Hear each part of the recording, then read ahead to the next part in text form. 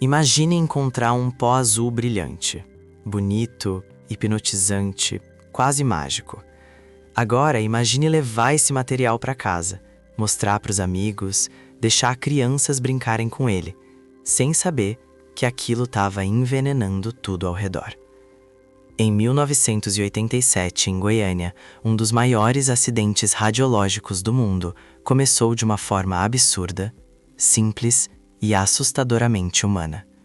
Porque ninguém ali imaginava que o brilho mais bonito daquela noite escondia uma sentença de morte. Para entender essa tragédia, a gente precisa voltar para setembro de 1987. No centro de Goiânia existia um prédio abandonado, um lugar aparentemente comum, deteriorado, esquecido, desses que a maioria das pessoas passa na frente sem imaginar que existe algo perigoso lá dentro. Mas naquele prédio funcionava, anos antes, o Instituto Goiano de Radioterapia. E quando o local foi abandonado, uma máquina extremamente perigosa ficou para trás. Não era sucata comum, não era ferro velho, não era apenas uma peça médica esquecida. Dentro daquele equipamento havia uma cápsula contendo Césio-137, um material altamente radioativo, usado em tratamentos contra o câncer. E o mais revoltante de tudo é que aquilo nunca deveria ter sido deixado ali. E foi aí que um simples ato de curiosidade iniciou um desastre que entraria para a história. 2 homens entraram naquele prédio abandonado, procurando algo que pudesse ser vendido como sucata. No meio do abandono, eles encontraram uma máquina pesada, estranha e aparentemente valiosa. Sem saber o que era, decidiram levá-la embora. O problema é que estavam tocando em algo que jamais deveria ter sido removido. E o que aconteceu depois foi ainda pior. A máquina retirada do prédio abandonado foi levada para um ferro velho no centro de Goiânia, como se fosse apenas sucata.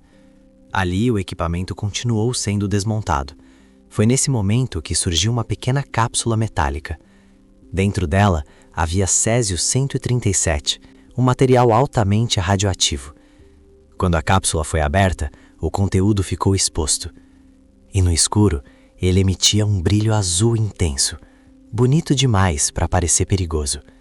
Sem qualquer noção do risco, pessoas tocaram no material, levaram para casa e compartilharam com outras pessoas. E assim, começou um dos maiores acidentes radiológicos da história. Sem explosão, sem alarme, só em silêncio. Pouco tempo depois, os primeiros sintomas começaram a aparecer. Náuseas, vômitos, tontura, queimaduras, fraqueza extrema. As pessoas adoeciam, mas ninguém entendia o motivo. A radiação não tem cheiro, não faz barulho e não pode ser vista. Esse é o mais assustador. Ela destrói o corpo por dentro, enquanto tudo ao redor parece normal. E enquanto os sintomas pioravam, o material continuava circulando. Em meio ao caos, uma mulher desconfiou. Ela percebeu que aquele material estranho podia estar por trás das doenças que começavam a surgir. Então, uma parte foi levada até a vigilância sanitária. Ali, a cápsula acabou ficando sobre uma cadeira.